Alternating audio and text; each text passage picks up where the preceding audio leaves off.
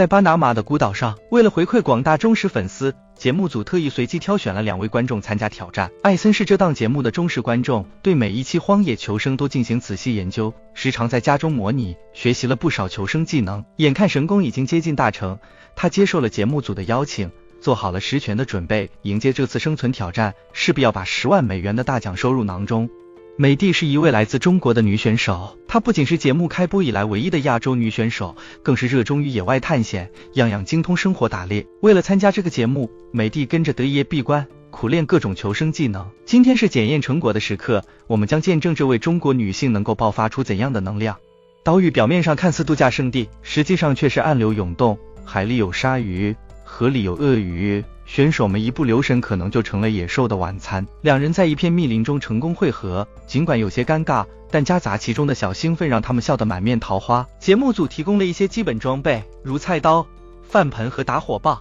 2人掏出地图仔细研究，计划先前往河边建造营地，以便更便利地进行钓鱼和打水。每走一步都小心翼翼，因为谁也不知道水里究竟藏着什么。穿越沼泽后，面对一片灌木丛，美帝狡猾地摔进泥巴，幸运的没有受伤。爬出泥潭后，2人继续前进，一路走到了海边。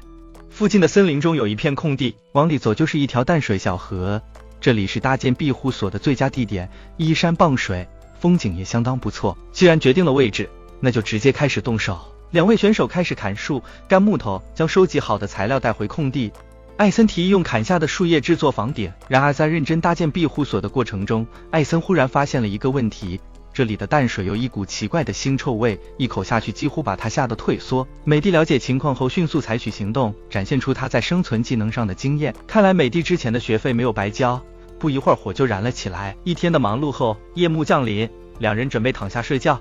然而艾森突然听见野兽的嚎叫声，二话不说拎着菜刀就向森林走去。可惜艾森没走几步就摔倒在地，原来是自己踩到了木头上，场面有些尴尬。第3天，森林突降大雨，对生存者来说成了意外的好消息。雨水成为相对清洁的淡水来源，艾森用叶子做水杯，美帝则用椰子壳做容器。他们充分利用各种方式，积极收集雨水。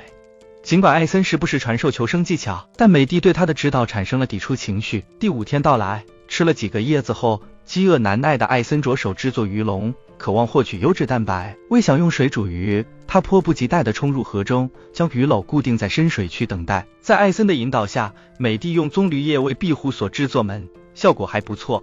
艾森则制作了一双人字拖，让美帝惊叹不已，随即也为自己制作了一双。接着美帝尝试用鱼叉捕鱼，却意外蹲到一只鳄鱼。艾森发动召唤术，2人沿河岸摸索，但美帝因为惊慌失措而失去鳄鱼，只能空手而归。夜幕降临，被蚊子叮咬的满身包的艾森和美帝无法安稳入眠。野外蚊虫不仅烦人，还可能传播疾病。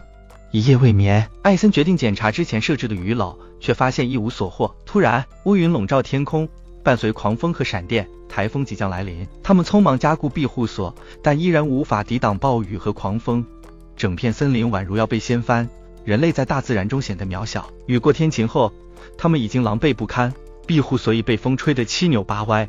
艾森计划外出捕猎，想让美帝留在修庇护所，但美帝误解为看不起他，离家出走。虽然美帝感到委屈，但他决定冷静下来，认为需要与艾森好好沟通。回到时，2人反思错误，解开心结，详细分工，重新齐心协力应对生存挑战。面对长达9天的食物短缺，椰子成了唯一的生存来源，饥饿令艾森不得不冒险在海边捕捉食物。高风险带来高回报，他小心翼翼地寻找，最终收获了海胆。美帝制作捕鱼陷阱，但鱼笼未动，食物问题愈发凸显。艾森日常检查鱼笼，美帝的陷阱也无所斩获，食物依然匮乏。然而一天压力山大的情况下，艾森幸运地捕捉到一只螃蟹，这突如其来的食物让他们松了口气。节目组考虑到他们的困境，将目标从21天缩短到第14天。虽然他们得到解脱的消息，但回家的路程异常困难，需面对各种风险。艾森和美帝在沼泽、蟒蛇、鳄鱼的环境下谨慎前行，最终在艰难的翻山越岭中赶到指定的海滩。然而最后的挑战仍在等待，穿越珊瑚和海胆覆盖的沙滩，躲过鲨鱼。经历了14天的艰辛求生后，他们成功登上节目组的快艇，挑战取得了成功。尽管未能坚持21天，对于一位普通的求生爱好者而言，这已经是一项了不起的成就。如果你面临这样的挑战，你会坚持多久呢？